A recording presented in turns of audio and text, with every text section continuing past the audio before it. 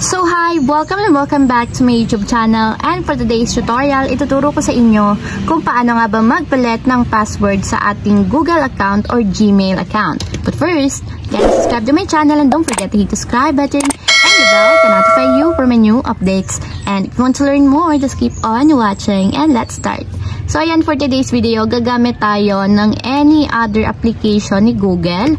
So ayan, for example, isang gagamitin ko na lang yung aking Gmail app, or pwede din naman Google Play Store, or pwede din naman yung pinakang Google na application. So ito na lang gagamitin ko, yung pinakang Gmail app. Then pagka-open ng Gmail app, hanapin nyo lang yung inyong pinakang profile na nandito sa upper right corner, then tap natin. And after nyan, may magpa-pop up na options. So ang gagawin natin is itatap natin yung manage your Google account para mapunta tayo sa pinakang Google settings. So automatic mare-redirect tayo sa ating Google account. Then after nyan, pagka-open ng mismong Google account settings natin, tap nyo lang dito yung personal info. So ito yon, tap lang natin. And then, after nyong itap, i-scroll down nyo lang.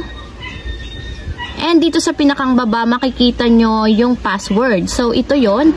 And kung makikita nyo, may nakalagay dito na password. So, last change nyo daw is November 1, 2023. So, ayan, para mapalitan natin yung password, itatap natin. So, ayan, for security purposes, enter natin dito yung pinakang password or yung current password ng ating Google. So, ayan, after yung may lagay yung current password, itap na natin dito yung next. And then, after nyan dito, pwede na tayong mag-create ng new password dito sa first box. So, mag-create lang ako ng bagong password. So, ayan, after yung may lagay yung inyong new password, itatype lang ulit natin or i-retype natin dito sa second box yung ating password para ma-confirm or mag-match yung ating ginawang bagong password. So, ayan, after yung may lagay yung new password and yung confirm new password, itatap na natin dito yung change password. So, ayan, may magpa-pop up na option. So, you stay signed in on these devices after changing your password. So, ayan, naka-sign in pa daw naman tayo sa mga mobile devices na isinign in natin kahit magpalit tayo ng ating password. So, tap na natin yung change password for confirmation.